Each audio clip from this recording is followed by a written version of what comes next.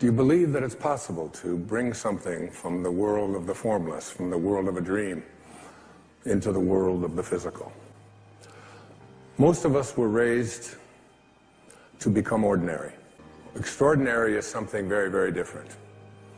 This is about recognizing within yourself that there's something very, very extraordinary that you haven't been trained to believe in, to come to a place where you can apply it and put it into your life. But more than that, you can go way beyond ordinary. You can go way beyond just being average. If you would like to accomplish something, you must first expect it of yourself. And my question to you is, what do you expect of yourself? Do you expect to be able to perform miracles, to attract into your life the kind of prosperity that you are entitled to? Do you expect that you can manifest the kind of relationships that you would like? You must change what's possible for you and what you believe is possible for you. But the question becomes, who am I? Who are you that never changes? Who you are is that soul that I spoke about a few moments ago. That soul that says, I want to expand. I want to be free. I want to go to a place where I understand that who I am is birthless, deathless, changeless. The direction we take in life is far more important than the place that our ego parks us in this present moment. That who we are is this divine, infinite being that keeps occupying new bodies endlessly until we leave this body and then move on. And there is no beginning, there is no end, there is only now, each and every one of us. So the soul, the part of you that is extraordinary, the part of you that came into this world and knows, I can be anything, I can do anything, I can accomplish anything that I place my attention on. Because if you want to accomplish something, you must first just expect it of yourself. That within each and every one of us, there is this marvelous knowing that is really and truly God ourselves, each and every one of us. And what is the highest self? The highest self is the self that you haven't been trained to believe in. You've been trained to believe in your ordinary awareness. Your highest self is where you begin to recognize your connection to your source, to the Tao, to the divine, to God. You are God. You are the I am that I am. You are consciousness. You are the creator. This is the mystery. This is the great secret known by the seers and prophets and mystics throughout the ages. This is the truth that you can never know intellectually. If you want to understand something spiritually, you must first experience it. You must come to know this within. That you use the words, I am, you are citing the name of God, right from the holiest books. And every time you say the words, I am weak, I am poor, I am unlucky, I am unhappy, I am sick, I am unable to attract into my life what you want, you are desecrating the name of God. You must be conscious of how you use these words. I am strong, I am well, I am content. Even if your senses tell you something different, I am. Imagination. Many of our greatest thinkers have spoken about the power of imagination. William Blake said that what is now proved was once only imagined. Now think about the importance of that. If you want to have something show up in your life, the kind of person you would like to become, manifest something new into your life, something powerful, whatever it might be, you obviously must first be able to imagine it. Your imagination. This is yours and yours alone. You can place anything into your imagination that you want to place there, independent of what anybody else says about it, independent of what your senses tell you, independent of all the evidence that may be to the contrary. You can place into your imagination an I am that represents what you would like to attract into your life and make it come into fruition.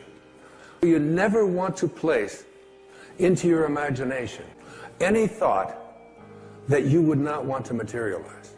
You never want to allow in your imagination to be contaminated by the way life used to be. Your imagination is yours. Don't let any other people influence you.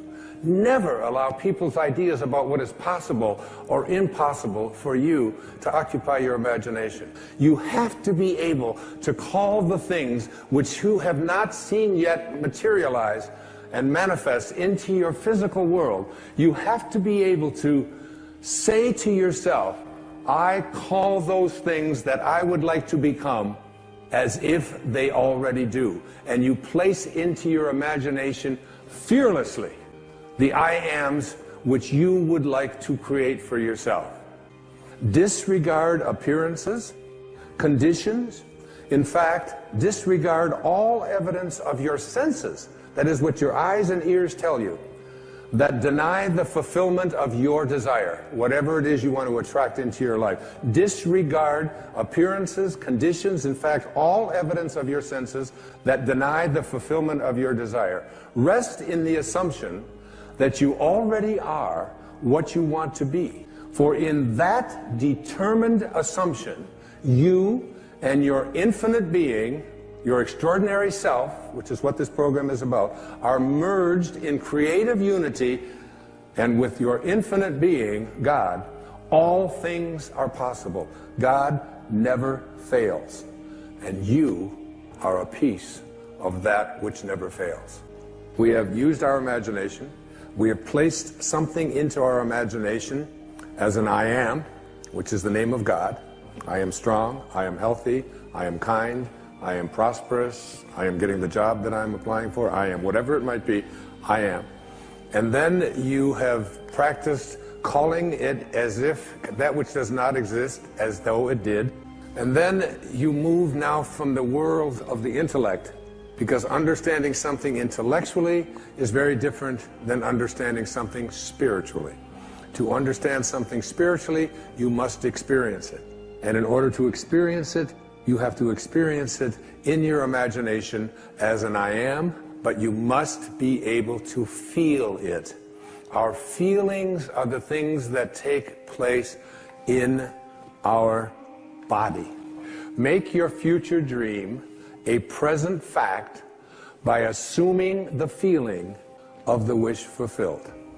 So whatever it is that you would like to experience in your life, remember, your imagination is yours. Everything that now exists was once imagined. Therefore, everything that is going to exist must first be imagined. Okay? You advance confidently in the direction of your own dreams and endeavor to live the life which you have imagined, you will meet with a success unexpected in common hours. It will chase after you if you can place into your imagination what it is that you would like to attract and begin to feel it. That which you feel yourself to be, you are. And you are given that which you are. So assume the feeling that would be yours were you already in possession of your wish. And your wish must be realized. So live in the feeling of being the one you want to be, and that you shall be. Every feeling makes a subconscious impression. And unless it is counteracted by a more powerful feeling of an opposite nature, it must be expressed. Your feelings are different from your thoughts. Your feelings are what you experience in your body. The dominant of two feelings is the one expressed. I am healthy is a stronger feeling than I will be healthy. I am healthy says, I feel healthy. And I feel healthy. I feel great. I don't determine if I am well on the basis of what it says on a piece of paper or on the basis of what somebody else out there tells me. I live my life feeling within my body that I am strong, I am capable, I am able.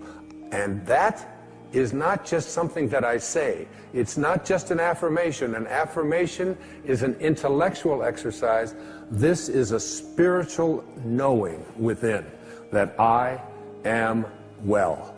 I am content. You have to start retraining your subconscious mind. And your subconscious mind, it responds to what it is that you suggest to it.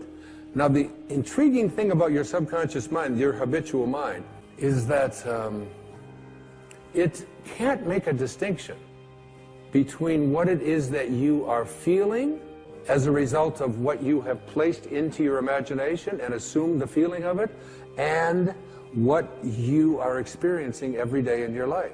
If you go around feeling unhappy, depressed, miserable, sad, whatever, your subconscious mind says, oh, so this is what it is that you would like to attract into your life.